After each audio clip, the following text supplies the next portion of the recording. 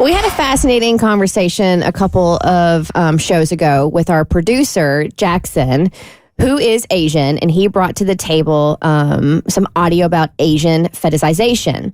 And this was from Kayla Yu on Instagram. But there was one thing, and we had that conversation, but there was something that I filed away that I wanted to revisit, and that was her mentioning soft masculinity.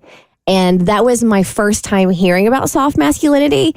And I'm curious, like, if you're a man that considers yourself to have soft masculinity, or however you identify, if you identify as somebody with soft masculinity, or if you're like me and you didn't even know it existed. Fetishization of Korean men. Women are flocking to South Korea for Korean men. In 2005, just 2.3 million women traveled to South Korea. By 2019, this had ballooned to 10 million. Compare this to the just 6.7 million men who visit South Korea. Because of K-pop and K-drama, Asian men are now experiencing idolization and fetishization. Korean dramas in particular feature men who are romantic, sweet, kind, and in touch with their emotions, compared to the sometimes sex-obsessed men of other countries. Many of these women are traveling to South Korea for romance. They are searching for what's called soft masculinity. So soft masculinity, that's what's like, when I was listening to her talk about the fetishization and what they were looking for. And, I think we have heard toxic masculinity a million times. A lot, right? But I hadn't heard about soft masculinity. So I started doing a little digging. Is it just like men in really soft cashmere sweaters? No, well, maybe. that could be a part of it. There's layers, Abby. There's layers. So soft masculinity is a new form of masculinity that incorporates characteristics often associated with femininity, such as emotional sensitivity, empathy, vulnerability.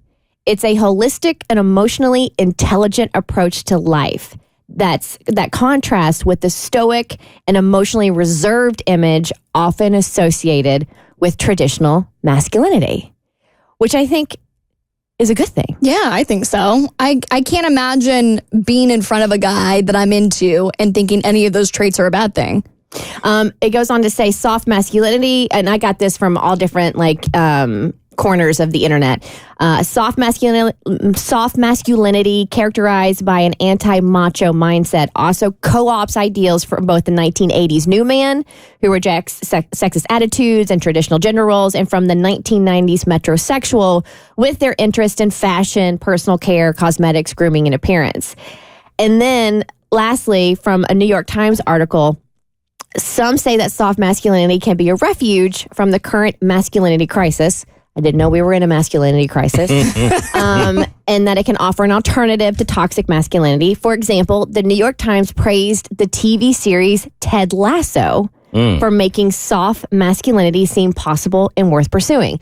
Now, I have not seen Ted Lasso, but I'm assuming Jason Sudeikis, who plays Ted Lasso, what I have seen is he is very emotionally attuned and vulnerable, correct? He's very good at it. Yeah. The way he presents it, he does it in a manner where it's funny, but it also lends to reality. And you can see how, as a man, you'd look at it and think I'd want to be that way, because I love the concept of this, because I don't like the fact that it seems that with masculinity you have to be one or the other. Yeah. I think you can absolutely be a man who gets to it, who's protective, who wants to provide, and who wants to take care of business. But at the same time, you can be vulnerable, you can be emotional, you can be tied into your lady's vulnerability and emotion. So I like it all.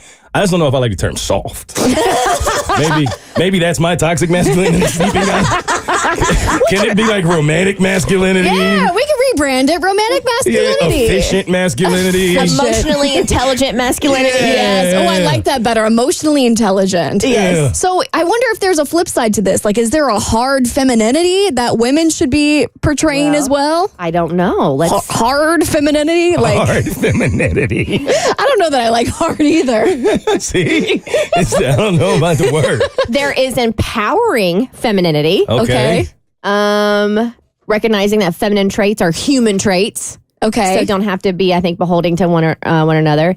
There is also toxic femininity. But I guess I wonder, because those things that we're calling emotionally intelligent masculinity are typically seen as feminine, what would those traits that you would typically see in men be attractive in women that I guess would be the reverse? I don't know. I would say you always hear that men who are, I guess, toxically masculine want women that are going to always be submissive, but I don't think that's the case. I think there are a lot of men who are attracted to a woman who can meet you halfway and who can step up and handle her business the same way you would handle yours, and y'all become more of a partnership than I'm leaning on you or you're leaning on me. Whereas I think some people would look at that and go, she's not being feminine. I never agreed with that. So maybe that. Okay, harden up, ladies. Would you date a soft masculinity dude? I mean, as long as he was... I am attracted to traditional masculinity, but not like in an a-hole way. Like all the things that you're listing off, I would find very attractive, but you gotta have that edge to balance it out. To me, if you're just all soft, then I'm gonna, not be super into it. I'm gonna feel a little too hard for you. You're like, I don't want to feel hard. I want to feel soft too. The Bert Show.